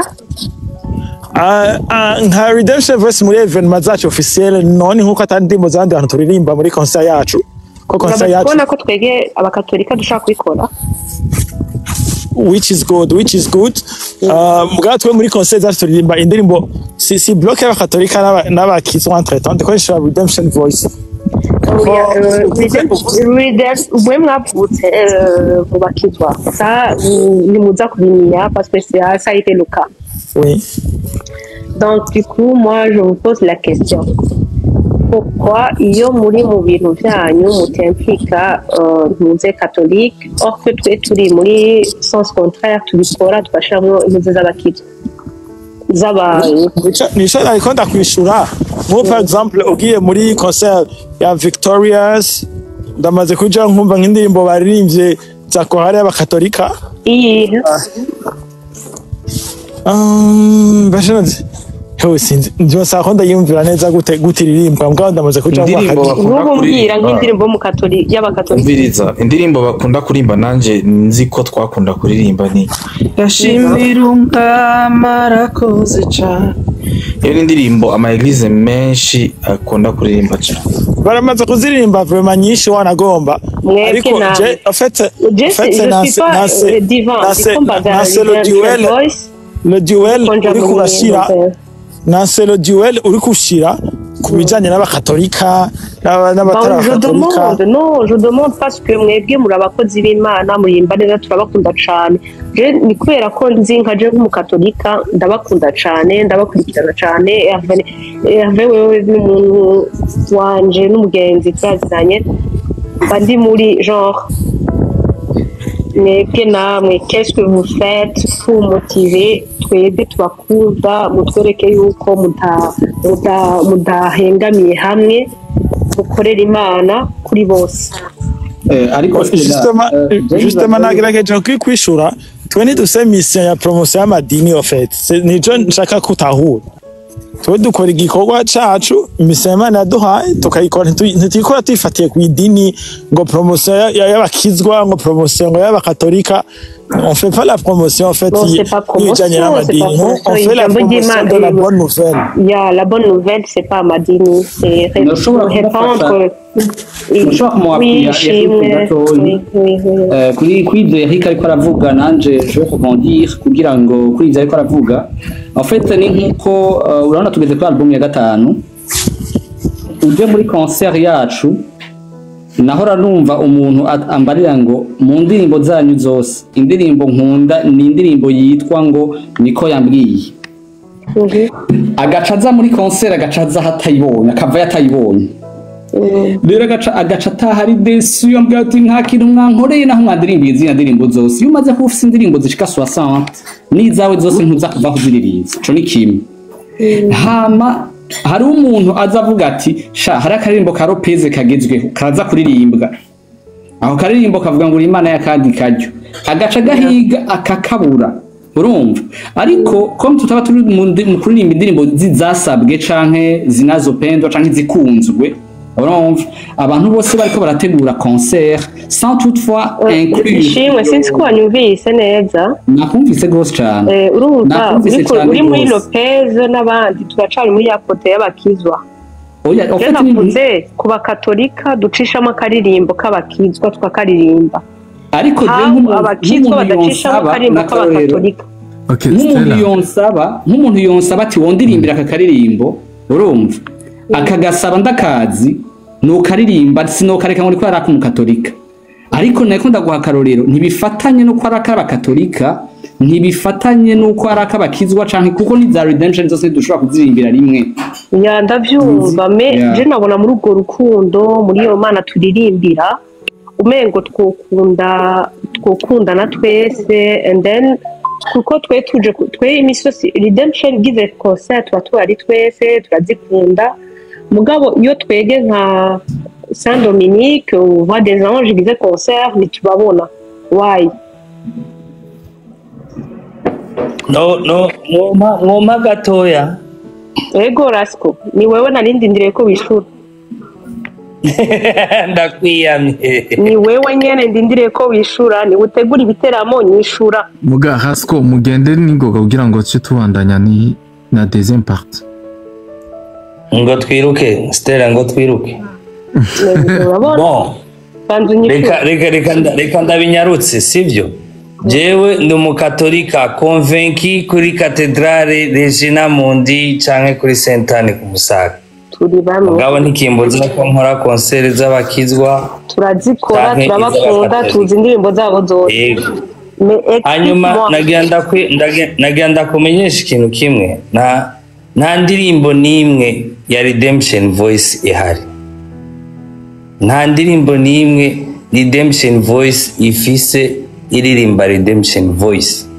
igihe cyose uzokumva indirimbo bakoze bakaririmba Imana bakaririmba bavuga Yesu Kristo n'uwa twese Imana bavuga ni ya twese si ya Redemption Voice gusa si y'abakizwa ibi byose tugira no kubera amakominote y'abantu n'amakominote bisanzwe mugasino andirimbo Redemption Voice ndumva ifise yiririmba yonyene ukuvuga izo barimba zose ni iziwacu twese nk'abemera Imana nk'abemera Yesu Kristo Imana ibamere Rasco ndakumva cyane kandi ni byiza n'abakatolika c'est la même chose ico nariko ndabaza iyo uteguye ibiteramo wewe ugatumira Saint Dominique bakagira akanuange nta ndirimbo urawumva itaririmbe muri Saint Dominique cyangwa itahuririmba hajya mu isengero bisanzwe iyo turi kwa patiri ruragaragaza nta patiri ntuze n'Imana wije comprend ubigize ntuhengame uvuga uti abakatolika bacisha mu turimbo tw'abaporoti ko hari abaporoti kandi bemeye yuko bavutse nta ikibazo bacemeye ko bavutse kuri kote y'abaporoti y'abakizwa ngira rero umunsi wewe wagize igiteramo bagacishamo akarimbo uhora wumva muri ba katolika wewe nyene Rasco niwe mbajije cyane izindi concert zose zimaze kubaho pa abanya ndabatatse ndabakunda cyane kandi no kuri sinje muri beef cyangwa turi muri conversation and then tuja mu yindi sujet tugira turabiye ni ya nyuma niki kibazo ncanye hinge nibaza yuko Stella wowe uri kuja kuri kote cyane y'ibintu byitirirwa abantu kandi ndabitahura urumva ahantu habaye abantu ifo ko umwe wese yumva uruhara rwiwe aho ruherereye ariko nka jewe ntegura ibiteramo sivyo ndi nta kintu mba nkeneye ko kivugwa muri ujya mwanya Okay. nka Kristo Yesu nk'Imana ibisigaye byose yaririmbye ndagutahura tubandanye diva Rasco merci karibu reka ndamukanye diva mugabo ndamuremesheje yuko indirimbo zabo tuzikunda pe turanazumviriza gose gose cyane sindirimba jewe rega ndamukanye ndamutse Yves ndamutse Eric ndaramukije mwese okay mbonye gadi ndi Darcy hanyuma nashaka ndababwira ikintu kimwe okay biva azikwidira nashaka ndababwira ikintu kimwe yari ikintu ko aravuga Stella reka ndakwibutse yuko muri Pamoja since Pamoja ariyo Victoria's team yaragiye kuri stage irimba indirimbo y'abakatolika yose mu Burundi ntabyo numvise yo Pamoja sindayibuka ko ndayibuka neza ko baririnze barambaye n'amakanzu barimvye indirimbo y'ino hinga sindayibuka neza nk'ince ndabakuri ntuzi ndi Pamoja Victoria's team yaririmbye nagira ubwizo fete ngaho naco tubwiye ndayibuka tubandanye guys twinjira mu bintu bitari bikenewe rwose donc ikibazo kibe kweri dini kibe kuririmba indirimbo dini elsi chérie je nibari oya sinabaje dini nibaje turirimbo tundi tumaze turabizi bazi ko mugenzi wanje dukuririmba Stella agenda tuzi twose Stella tubihariga twosha turara Stella muri muririmbi wanje boca baririmba ibintu batahawe na mpwemu yera rega hariyo abantu basenga imbere yo gukora concert ivyo byose mu vyiyumvire erega abo bantu baririmba gospel se abantu bavyuka baca baja kuri stage nk'abandi tubona n'abantu bagira urutonde ruvuye ku Mana basha baragira amajene barasenga sinzi kivyo bankizi ubona arakijijwe Mwakoze cyane anyways je te respecte mugabo indirimbo z'abakatolika Stella tuzomusigurira muri concert ya Redemption Voice tuzomusigurira twicaranye nzoba ndahasiguriye live mufashe dusimbuke ariko murangiye Stella ndagukunda cyane okay okay nagira mbaza ikibazo rero kuri parti ya kabiri nafise ikibazo nshaka kubaza aba Redemption Voice kuri iki kintu cabaye ni ryambere nari mbonye umugwi biwacu situari i Burundi ko hari imigwi myinshi yabayeho mbere kwanza n'abaririmbyi barimba gospel uwo mugwi bamwe batandukanye bakaja mu bihugu bitandukanye ariko uwo mugwi ugahitamo gucreya branche yawo mu yindi kontina kandi ukaguma ukora bagashira ibintu bikorwa byose kuri platform imwe bagaguma basupportingana byari ryambere ndabibonye ndashaka numve mpereye kuri CEO wa Redemption Voice ngeze no kuri manager batubwire bahawe gute iryo hishurirwa ryo gukora icyo kintu ko benshi bikunda kuca biparangana. Bon rakoze cyane vraiment iryo hishurirwa narigeze kurigira ndarigira kera twarivuze muri video iraho muri concert duheruka ro video twerekanye twarayifashe umwanya turayivuga narigeze kugira iyo vision justement dufise ama Redemption Voice menshi ucageye mu mutwe nabona ko tuzogira Redemption Voice A B Junior Senior hama ndavyandika muri kane yanje ndasenga ndabika ndavyibagira hanyuma rero maze kuja muri Canada hama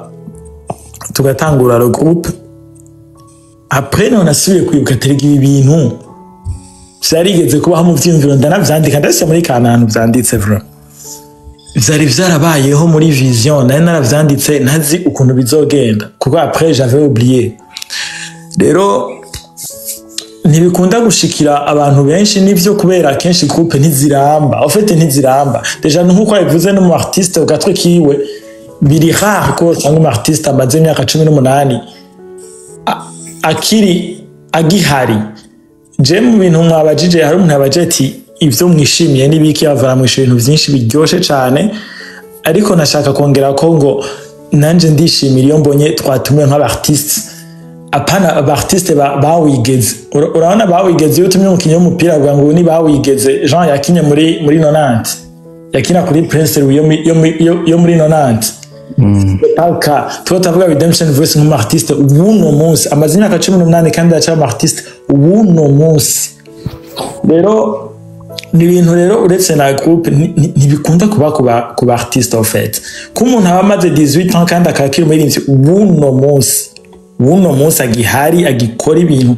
bikundwa bishimwa n'abantu benshi agifise akikaraguruka en fait, ntibikunda kuba ku bantu benshi. Rero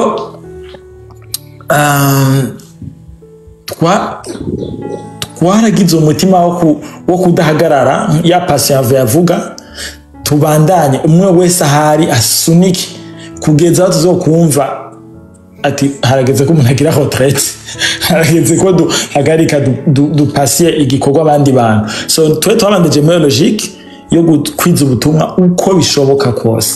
Tugira Imana rero tuba turashafise izo nguvu, izo nazo ziva ku Mana,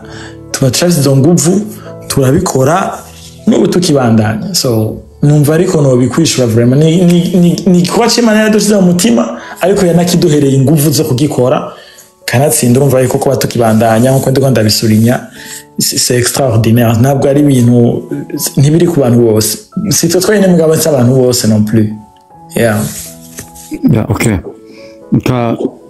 Reka tugende ku direct kugira ngo tugere ku bindi bintu bimwe bimwe mbere yuko mpijamba abandi. Ndagomba mutubwire experience mwagize kuri concert heruka mwakoze Canada. Twege twayibonye mu video nka Jesse Yomba, muganda afise umuntu wanje yarahari yambwiye ko byari bimeze neza, kandi n'ama video twaragerageje kubona yatandukanye. Nshatse twihute kugira ngo cyo tujya no kuri concert ya muri ko mategekanya kuzokora nga muri Europe. Mutubwire experience mwagize kuri ya concert. Bon, urakoze. Je nibaza yuko nkuko bivuze bavyumvise abantu mu bashoboye kuhaba, yabaye concert nziza cyane kuri côté ya Redemption Voice na management. Nibaza yuko vyabaye ibintu birenze ama attente kumbura umuntu yashobora kugira, kuba urazi y'umuntu aje ahantu akarambye ibintu bisanzwe bikogwa aho hantu, urashobora gusettinga standard yawe ugasanga uriko uyiyumvira hejuru yuko basanzwe babikora gatoyi. Ariko uburyo twagize concert na concert twagize, nibaza yuko vyabaye ibintu birenze uko twe twashobora kuvyibaza turavye resultat concert twagize. Rero concert yacu yagenze neza cyane, aba partenaires twakoranye twafite ndanabashimire Map Event, Umuco w'Intore Boris, yabaye concert nziza cyane. Hama ama vente des tickets, amatike yaheze kare haba sold out. Hama côté musical twari bon, twatanguye gutegura concert 7 mois avant. Hama ma répétition twagize vraiment turi bon kukijanye na côté technique. Hama twagize concert muri salle nziza cyane. Hama n'ibindi byose bijana na concert, muri concert, pendant, après, avant, c'est vraiment vyagenze neza aho umuntu ageze amaso. Muri rusange vraiment concert yabaye successful. Yeah. Okay. Reka ndarape ya affiche ya concert yino kugira ngo tubandanye tukora, ariko duprofite no kubivuga hakiri kare. Abantu bamwe batararyama peut-être nk'abari muri Europe. Okay. Nashaka akabazo gato, sinzi ko baza nta kibazo ubu mu kanya cyo tugenda nashaka kwaza Hasco ngaha muzi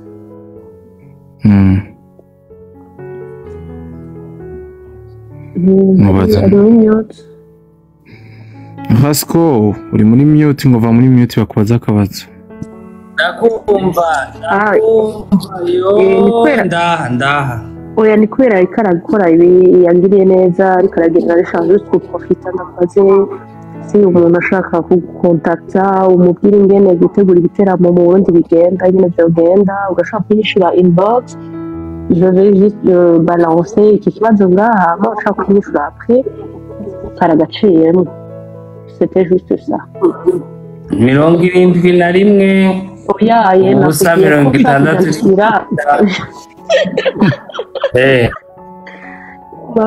ndakubwiye ko ushobora kujya tujya basina nimero yawe ngaha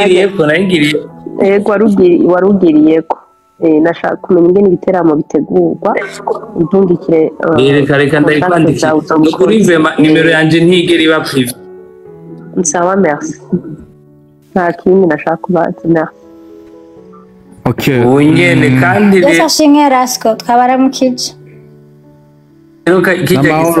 wawe tuzogikorera nangaye ko reka tumureke kana abastare kwanza nawe uri umusitari Precious ramukanya yasashimwe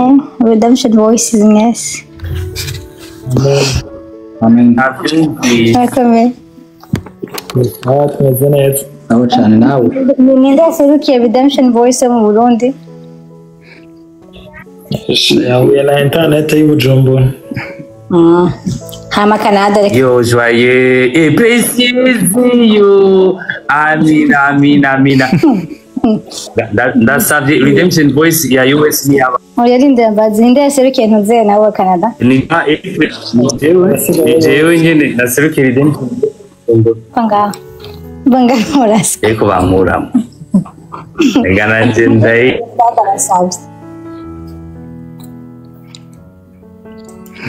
okay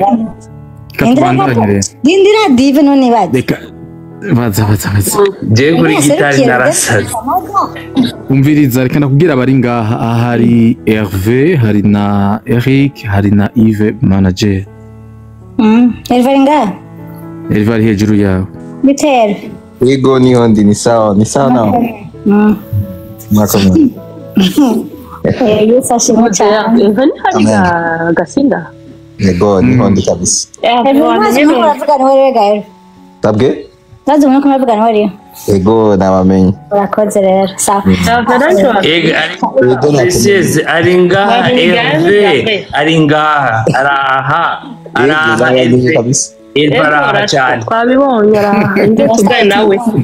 Hervé uri ngaha Zinda nibaje inbox umviriza nibaje yo tashi inshuti n'abagenzi umva Precious ndakumyuti okay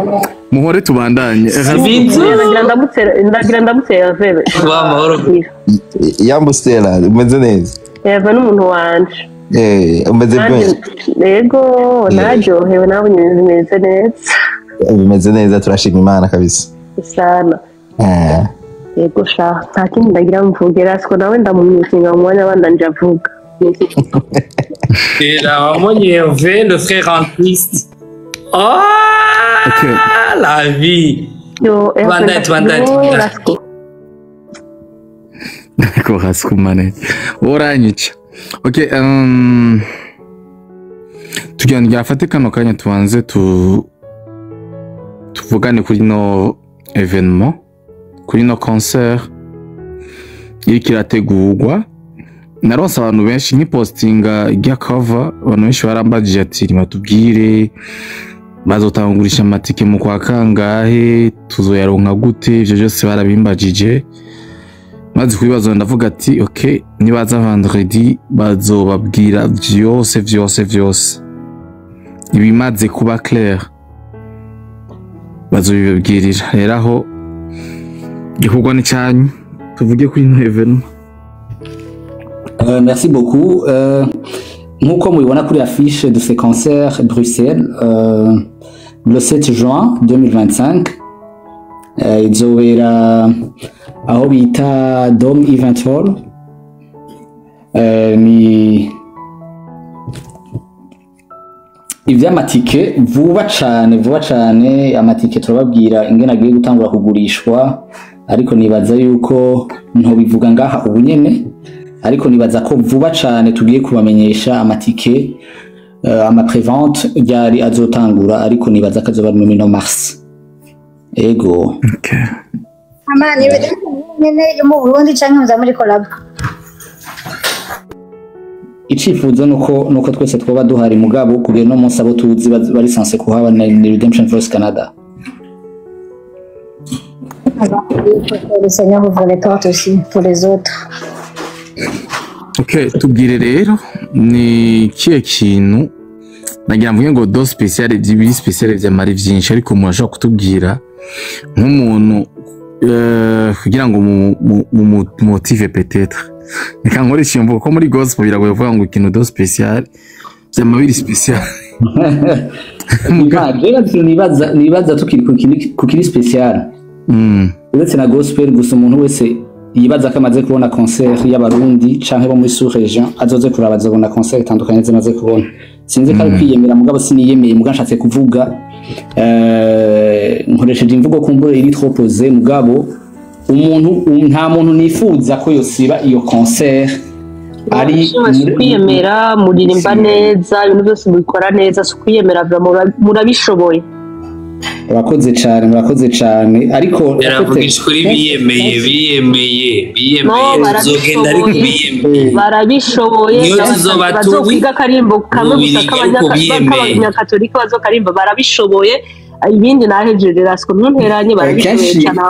barabishoboye bazokarimbastera mana yanjewe bazokarimba kungihe imana Okay, urumva icyo nariko ndavuga hari imyidogo myinshi twama twumva yerekeranye n'amakoncert, ariko murashobora kuzoyibagira uwo munsi vraiment. Je ndabiravye c'est vrai hari igihe ibintu bikunda guhinduka ugasanga vyahindukiye mu nzira, ariko hamwe n'Imana mugabo tutirengagije na responsabilité dufata mu nteguro kuri concert nzo bituguye ko giturumbuka turiko turayitegura kandi turagerageza gukontorna ivyo bintu byose byotuma abantu baba bashavura canke bataronka ico bari biteze mugabo osi no kubaha ikirenzi ico biteze. Ya twiteze ko imitima myinshi izobohoka, twiteze abantu benshi ko bazobona ubwiza bw'Imana, turiteze biciye mu ndirimbo abazoronka inyishu zabo, abagwayi bazokira, ivyo vyose biri mu ma attente yabo. Mugabo rero na organisation nziza ibintu bitangura ku masaha, ibintu bisa umuziki mwiza, ibintu bibera ahantu heza, ibintu birimwo kubaha baje kuturaba ya no kubaha Imana data wa twese kugira ngo duhimbarize hamwe izina ryayo. Ya rero turiko turashinga inguvu hamwe, nico gituma dutumira buri muntu wese nukuri azogerageze atire agahuza, atire agashambara duhurire aho hantu muri ico kibanza. Ya hama reka imbere yuko mbanze mbwira abantu umviriza abantu mwese muko mwadukurikirana aha muri 42 muganizere ko bizoja kuri YouTube bizobandanya, umuntu wese azobona azokumviza kino kiganiro yumve neza. Wewe wese uri muri Europe, Belgique, France, Suisse, Allemagne n'ibindi bihugu biri hafi na Serbia karibu musasa mwitegure tuje gusapotinga canke se tuje kuryoherwa no gufashwa mu mwuka bidufashijwe n'umugwi wa Redemption Voice, kuko n'abantu nizeye cyane bakora ibikorwa vyiza buzuyemwo kabisa amavuta y'Imana kandi banakora umuziki mwiza. Mbavu yuko ndanagutumira wowe uri mu mizima ibana bakora umuziki mwiza. Umuntu ari wese aha naby'amadini tuje guhimbaza Imana yo mwijuru, Imana imwe rudende. Muzoze tujye umuziki mwiza, nabushikene music live ryoshe, ukeneye ibintu biteguye neza ndabizeza ko arico giteramo kimwe ca mbere kuva wagaza muri Europe cy'umurundi kizoba giteguye neza. Vuga amen, muzoba muranshimira hanyuma. Amen, amen. Diva ico no kongerera ko iyi concert turiko turategura aho mu Bubiligi abazoza deja bavuye muri Canada n'abantu bashika 15. Abantu bashika 15 nibaza ko navyo nyirari imboneka rimwe abantu bangana gutyo baza baje muri concert. Hama iyi concert iketegurwa n'uburyo bwinshi atamba sponsor novuga yandi ngo ni twebwe ariko target ni imitima y'abo bantu bose baba muri Europe. Target ni mwebwe, target nuko mwoba mu bihe vyiza Imana idukoresheje tukabana muri ivyo bihe. Rero nibaza yuko atamuntu numwe yohata ivyo bihe. Nukuri ndavye cost y'ibi bintu amakuru ari derrière iki gikorwa iyi concert hamwe twohomba wewe tuba duhomvye byinshi gusumba ya si nyungu cane c'est pas l'intérêt pécuniaire cane tuviza ariko ikintu ca mbere nuko duserva abo bantu bari mu Bubiligi. Hari benshi bakunda gospel, hari benshi bakunda Redemption Voice, hari benshi bakunda abarundi, hari benshi nyene bafise impamvu nyinshi zotuma baza muri ico gikorana, ariko n'ubutari yumva kayifise nukuri wiha impamvu nziza yotuma ivyo bihe bitagucika. Ya wow, uvuze neza ishimye, uvuze neza cyane nuko Eve yo mbabarira sorry yo Stella ndakubaha vuga yo ndabwiye ko avuze neza sindamukariye precious oya nese ndaguciriye avuze neza ishimwe ndagushimiye cyane uvuze neza kandi ndifuza ko abantu bazoza kubashigikira kuko muri abantu twoshigikira mu representa igihugu mu representa Imana alava dutangura Imana mu representa Imana mu representa igihugu muri n'ukuri intwari ku mpande zitandukanye kandi merci beaucoup kuba mu n'abajeune abapapa abamama mwafashe intumbero mugakora iki gikorwa parce que byatanguye muri bato kibandanya mwakuze urabona musigaye muri abantu babashingana n'abafasoni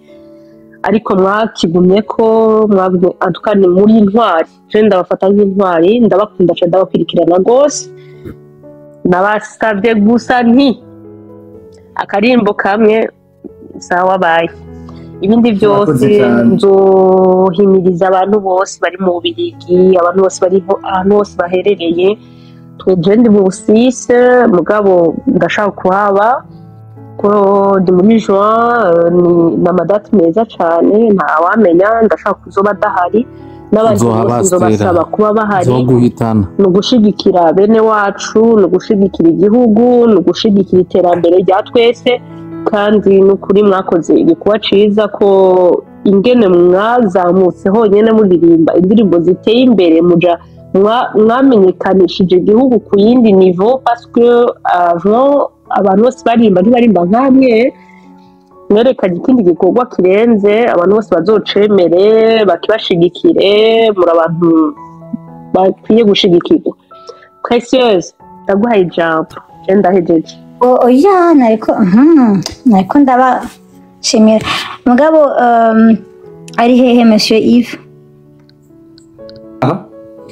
nagenda kubaze nko as a prayer request how can we pray for you guys? Amasengesho rero niyo support ya mbere niyo support ya mbere how can we pray for you? Nitane ko ntanguye kuvuga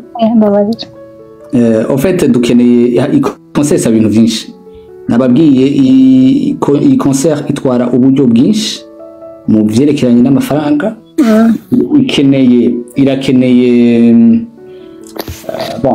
nk'abantu babakizwa canke twizera Imana canke dusenga canke n'umuntu wese asanzwe asenga hari twita intercession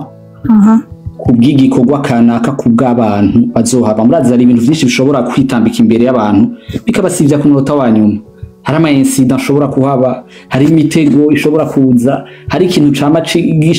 gishobora kuza kikivanga muri programme umuntu yari yateguye bigatuma umuntu atayatendinga mu kibanza lisanse kubamo muri event kanaka kandi yabishaka rero ayo macontretemps yose ibintu vyotuma abantu twagire twese turi en bonne santé dushobora kuvoyager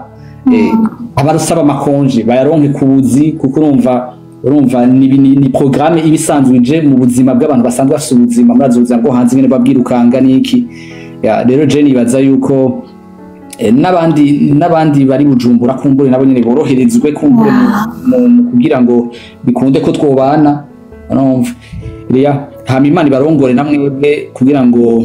umuntu ariko arasenga Imana yishura amatante y'abantu bafise mu mitima apana juste kumva ngo haraje Redemption Voice ngo ivuye muri Canada ariko baronke ikirenze concert. Iyi concert yitwa Yangiriye Neza concert. Il faut ko umuntu ayizamwe n'uwajaje kuraba nko gusuma urusaku avaneho yumvise impamvu yuko Imana yamugiriye neza mu buzima ko hari impamvu imwe mu buzima bwiwe have ngaho hari abantu bahindutse ubuzima baveho bafasha amayandi ma decision n'ama engagement abari bazi ko vyaheze bumve ko bigishoboka urumva sinzi ko untahura ariko nibaza yuko Imana yo kurongora uri umuntu asenga urumva cyane cyane bifatanye n'ino concert dushaka benshi bakizwa à la fin Imana n'abandi benshi twifuza ko biga kameme navyo n'ingene bitegurwa navyo nyene kuko muri impact navyo nyene nibaza yuko impact navyo nyene nk'igihugu nk'abarundi turifuza ko ibintu bihinduka cyane kuko ikintu kenshi gikozwe igihe kinini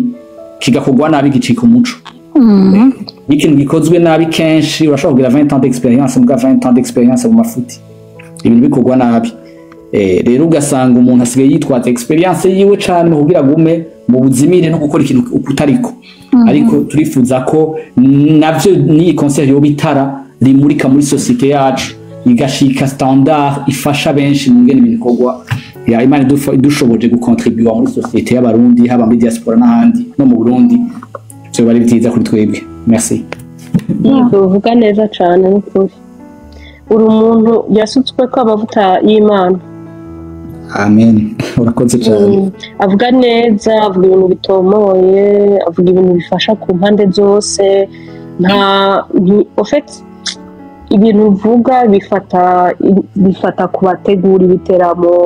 kubaza kwiraba kubikora kubaririmba uratusha impande zose ça c'est vraiment quelque chose. Ok, merci beaucoup. Merci beaucoup. Ok, ikindi kibazo nje mfise nka Redemption Voice ni murategura mvyibure abandi bantu muzotumira namba atari banga mu batubwira donc bazokwifatanya no mu Redemption Voice mu ico gikorwa. Bon kugeza no munsi ico kintu haracari kare vraiment cyane nitwogira ico tukivuze ko ariko iminsi izogenda iraza nibaza ko ibijanye n'integuro bizogenda biraba clair bazi no gutumira si gupfa gutumira Greta yari yabivuze kare FC birafise umurongo bifata hari bisengerwa hari amashwa hari guhuza nabo muri lisansi gutumira ni vyinshi bishobora kwinjiramwo ariko uno munsi ntacu no bivuga ko vraiment hamwe nitwasanga bibereye tugahuza nabo twoba tulisanse gukorana nibaza ko navyo nyene tukoshobora kubibamenyesha ariko tutarana bibamenyesha ngo murafata kari conseil ya Redemption Voice. Okay, bivuze ngo amakuru ubunya ahari na concert ayandi peut-être tuzogenda tuyaronswa yegereje ya kugira uno munsi no ko hari concert yitwa Yangiriye Neza hama ko turarika ntagire no kuri umuntu yosiba le 7 juin nuzogwa azova mu bitarazi na cyane kazobaje mu kibanza cyo gukiriramo kabisa oya azoyamaze gukira kubera Imana izo imuhamagaye yo police ibikorwa by'Imana bori yambi bori mbere ko ndibaza yuko ikintu mva kuri concert Yangiriye Neza naho je ukimuna muri Belgique ndayibona ni intanguriro kwerekana yuko muri Europe nous les chrétiens aussi tuhari parce que yuko okije byarangiye ko Redemption muri Belgique parce que yuko ni kintu ca mbere dukeneye ko coba cyane tubona abaririmbyi bandi bakora ama concert aho turakeneye yuko n'abantu tuzi Imana twamenye Imana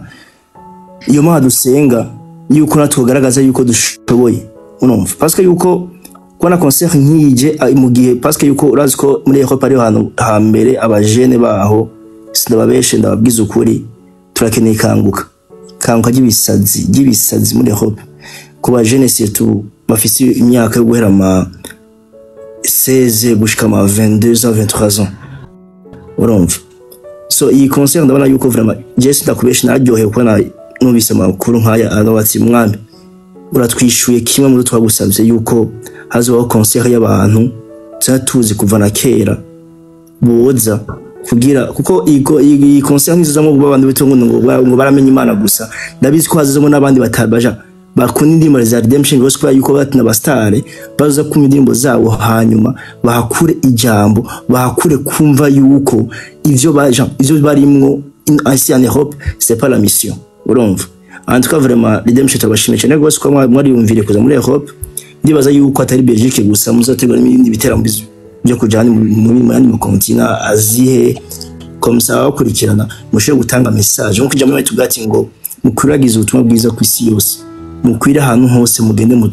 mahanga yose muvuge parce que yuko vraiment c'est ni kintu gikomeye cyane ko murakora parce que yuko kubona nka groupe imwe sho koneza concert kabwa turayisinya tuzotumande no ku ruhande cyangwa tumudufashe iki nuko hari ikintu bafise imitima yabo gikomeye kurusha uko umuntu yocibaza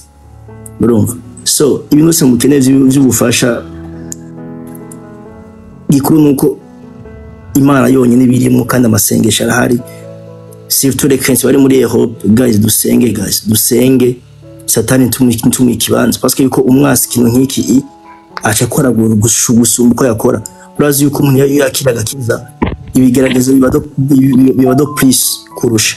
alors guys dusenge nkuko bidusabye dusenge dushire hamwe tuvuga ati dufite mission imwe mission nuko iyi concert Redemption Voice izokiza imishaha myinshi izokiza abantu benshi kurashobora gutahura la mission ishobora gutahura ico Imana yabamagaye gukora no kwisi c'est le plus important dusenge z'ukuri comme ça ino concert izori concert y'umugisha izori concert yo kumva yuko by'ukuri Imana tugire neza c'est ça niko ndumva ko nuvuga ati yuko vraiment mwarakoresha gutwiyumvira ko kandi vraiment bakomeza ibaheza gedo please kurushirizaho. Thank you, Dirab. Merci beaucoup, Dirab. Asante sana kiongozi. Okay, rero iyi ni time yo kubaza ibibazo bitandukanye. Muco w'intore sinabwa mwaki. Muco sava. Ego amahoro umeze neza. Ameze neza bro. Nawe ni impore. Ego cyane gose murakoze ku bijambo. Wowe shi kuvuga ahubwo uko n'imisi yari myinshi kandi bari ngaho kuva kare vuga. Ego kumbure numvise ivyo Yves yavuze bon nere gushima gose iyo mutumira nk'umuntu yaje muri rya concert baruka gukora kumbure ajye umuntu akarivuga biba bigoye ego cyane gose ukushima kujya mwabivuze ariko ntacyo buza kumure wategura iyindi kiganiro nk'ikinyuka dutura abantu kumure bari muri rya concert gurakame umuntu nta bon kugira bumve hanini ivyo biteze kumure bizoba mu bibirigi ya kabiri kuri ico nyine ndiko narimbuze ati kumbure kwivuga umuntu biba bigoye rekaje kumbure ndabavuge nukuri abo bantu ukuntu nababonye icambere sinzi esimanga yakibira kivuze ko urabona ko ari abantu basenga urabona ko ari abantu begera Imana si ibintu byo kurondera ubusare si ibintu byo kurondera amahera si ibintu byo kurondera amasikse ubona ko hema bari connecte hamwe n'Imana ku buryo umuntu wese ushobora kuvugisha muri bo pa Yves pa Yves cyangwa uwundi ubona ko ari ikintu afise muri we sinzi ko nahura hano ikindi nubavuga ko nababonye ko bon siko novuga akantu n'umunsi namenye ko mbure ngira ntacyo kiyica kuko ko nababonye none no munsi Yves Eric na Yves ko bavukana namenye no munsi ntacyo narinzi ariko bakunda bazi ayo n'amakuru tuguhaye uyu munsi oya umuntu yabimbwiye ava live yanyu ngabo bo byantangaje ukuntu mugabo navuze bo ntibirashika ko abantu bose murahora mu bintu byiwe mukavugana mugabo ntumira ati baravukana bo nijuse nyine ko gutwenza kayi gaciyemo hama ikindi nababonye ko bafise kumbure ntarabona ku bandi baririmbyi nuko barazi icyo bashaka umunsi abazi ikintu ashaka baramaze kumenya standard yabo sinzi ko kwico amugitahura bamaze kumenya ko imbere y'uko umuntu abaha amahera miliyoni hariho image yabo hariho izina ryabo bubatse bategerezwa kugwanira sinzi kwico muri ko muragitahura yego uyu munsi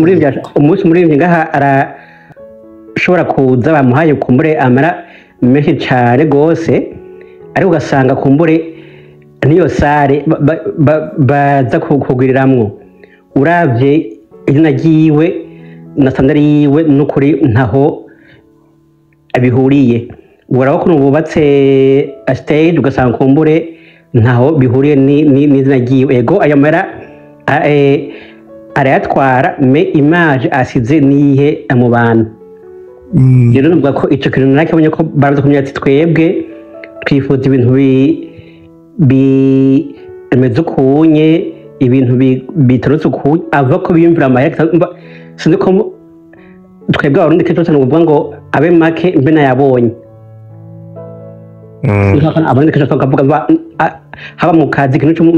ariko dufise akantu ko menga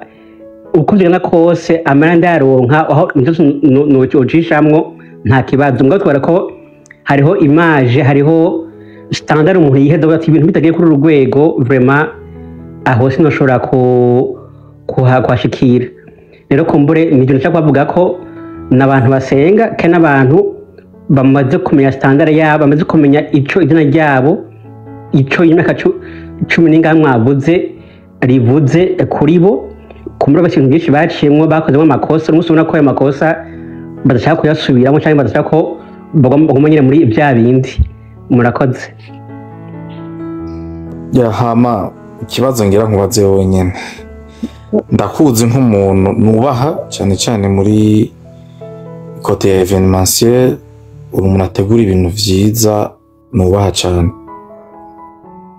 kandi nzi neza ko wari kumwe nabo mu giteramo ca mbere muri iki cya kabiri uriteze kubaherekeza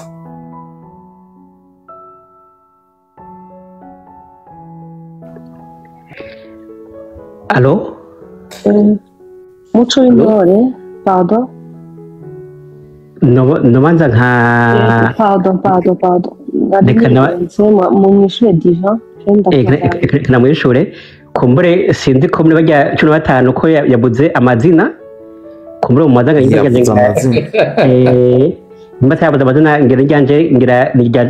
rya 15 muri majambo tuba turi kumwe na Boris muzobibona mu afishe yandi yakurikiye Boris sinenze kusaba imu nkiyo hari umudamu yagira amazi kibazo Boris wanyibagiye munyibutse izina urumva bibagiye Tasio aho mu Gasenyi Petit Wajid mu mbabare cyane gose nabamenye urumva warunyibagiye oya nasanye imbabazi ukama niyo ndazemera nukuri nafuka oya reka tubamenye ikiganiro turavugana hanyuma murakoze ego murakoze nawe kumbure numanuka baraduhe nk'ikibanza abandi no ikibanza kirahari kubera iki ugenda ejo hari ikibanza kuko mu kanya turi mu guheza ntacyo kumbure mwaka cy'umuza nta kibazo ndahari maze kumbaza mu kanya turaheza na Redemption Voice ahubwo nibazi niya wari ufite ibibazo kuki nari mfise ibibazo guhera ku ntango mugabo sinigeze ndonka ikibanza munibaza bro hama ikibazo canje nari mfise ni kimwe mu bibazo natumwe n'abantu babonye afishe na postinze ya Redemption Voice. Babonye ko bazoba bari kuri live kandi barambaza ko nzoba ndiko. Ni bamwe mu baririmbyi ba gospel bari mu gihugu cy'u Burundi. Nk'uko twatangiye tubivuga, Redemption Voice ni kiyo benshi twirabamwo tukabonamo gukunda Imana no gukunda igikorwa cyo kuririmba. Ikibazo canje kimwe natumwe nababonye afishe yanje kivuga uko mbega nk'abavyeyi, kuko abaririmbyi benshi nka generation nshasha ubunye indirimbo nyinshi za adoration louange, ugiye Nord Sud presque hose ni repertoire usanga ari Redemption Voice, usanga ari Dudu, usanga ari Fortran uko on. Rero nk'ikibazo bandungikanye, mbega nikihe ciyumviro canke nikihe kintu mushobora gufasha ino generation nshasha iriko irazamuka ubu unye kugira nayo nyene yumve gukunda umurimo w'Imana, kuko abajene benshi baratangura kubonye muri gospel amaze gusohora indirimbo imwe akabona iramenyekanye, kandi bivuge muri iyo mvugo akabona iramenyekanye, ejo akagenda kuririmba ahantu bakamuha burya buryo bukeya, agaca ashaka kuva muri bijya by'Imana kuko bavuga ko bitariha, bavuga ko nyene turagenda nta na déplacement aho urinze ushiramwo n'icya déplacement eglise ni guhagurukira bakavuga ko udakijijwe. Mbega nka Redemption Voice ni giki mu bahanura canke ni giki mufise mwoterera iyi generation nshasha kugira nayo nyene ishikame mu murimo?